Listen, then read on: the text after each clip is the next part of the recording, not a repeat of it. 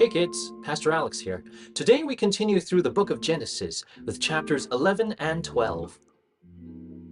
After the stories of the flood and the Tower of Babel, when God confused the languages of the world to stop them from going deeper into their self-worship, we read another list of names, fathers and sons from Noah and Shem on down.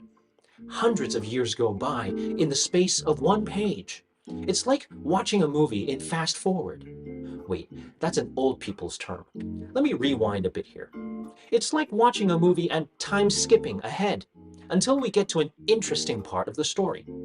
When the family of Terah comes into view, the story slows down and focuses in on one man, Abram. Abram is introduced simply as the son of Terah, and that he took Sarai as his wife, but they had no children because Sarai was not able to have children. Abram was already in his 70s when he first appeared in the story, but people generally lived longer back then. Abram and Sarai still lived under his father Terah, probably because they had no children of their own. His father Terah, as the head of the household, had taken him and Sarai from a place called Ur of the Chaldeans to the city of Haran. Even though Terah had planned to go all the way to Canaan, they stopped and settled in Haran. Now hear what the Lord had to say to Abram. Go from your country, your people, and your father's family. Go to the land I will show you. I will make you into a great nation, and I will bless you. I will make your name great, and you will be a blessing to others. I will bless those who bless you, and I will curse those who put a curse on you. And the nations on earth will be blessed because of you. How would this have sounded to Abram? God began by telling Abram to leave the land and place he was comfortable in, the people he was familiar with, and the family that he could count on. And he didn't even tell Abram where to go. But God didn't stop there. He didn't just tell Abram what to do. God also promised Abram what he will do for him. God said to Abram, "Leave your country, and I will give you land. Leave your people, and I will make you into a great nation. Leave your father's name behind, and I will make your name great." And all these blessings sounded great, but the most surprising promise for Abram must have been that God will make him into a great nation.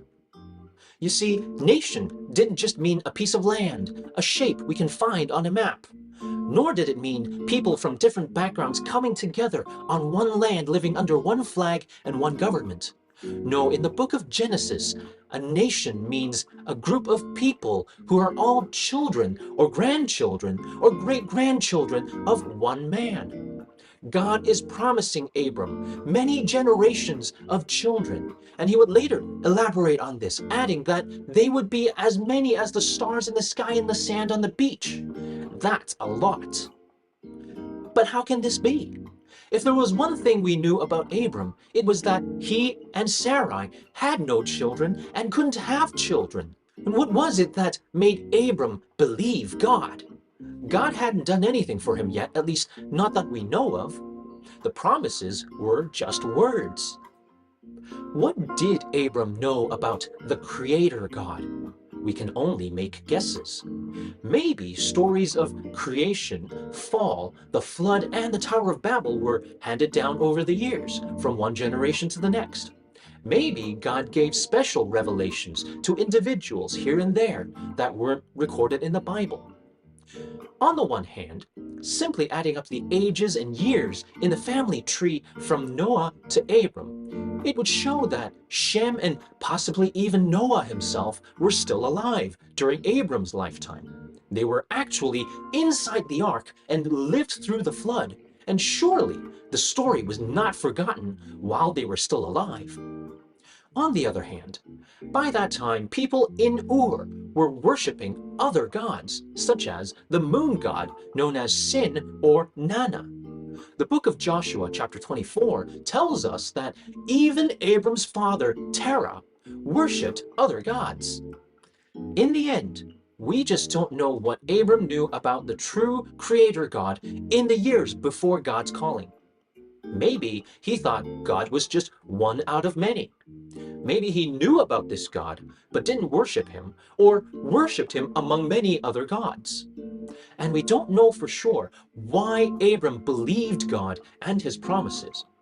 Maybe it was because God Yahweh was the only God who appeared to him out of the many gods and called him and promised him blessings.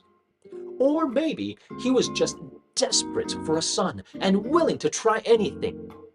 That would explain why God's later testing of Abraham involved sacrificing Isaac. We're just told, as a matter of fact, that God called Abram to go. So Abram went. We don't see any questions or struggles with Abram. We don't see him discussing with his wife, Sarai, or asking his family for advice or permission. He just went. Abram, and later Abraham, is an important person in our shared history. He is the father of our faith. He is a friend of God. But nothing is told about his life before God comes to him and calls him. Abram's story doesn't start until God comes to him and calls him. Abram, even Abraham, is not the MC, the main character of his story. God is. Whatever Abram was doing before is not relevant to the story. In fact, God calls him to leave behind his familiar old life.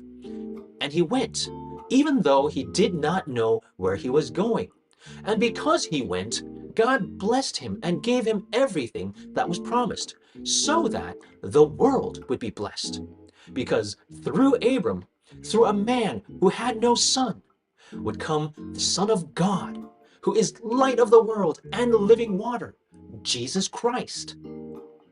When God spoke to Abram for the first time, God interrupted Abram's life and called him to something greater, something that looked impossible in Abram's eyes. God interrupted Abram and invited him to an adventure. Abram had no children and no future, but God interrupted to bring hope and light. Kids, have you ever been interrupted in the middle of something? Usually, we find it pretty unpleasant, even annoying, when we get interrupted, right? Like when you're in the middle of reading a book, or drawing a picture, or playing games, and your mom or dad comes over and says, "It's time to eat," or "time to shower," or "time to sleep." Do you put down and stop whatever you're doing right away and do what they tell you? Probably not, right? But if you were in the middle of chores, like doing the dishes or vacuuming the floors, and mom and dad tells you to drop everything because they're taking you out for ice cream or to someplace exciting like the Wonderland, then that's a different story, right? That's the kind of interruption God brings. He says, drop everything because I've got something better planned for you. Something that will bless you and those around you. And all you've got to do is trust me and come with me and let me do the work through you. Kids, will you say yes to God when He interrupts?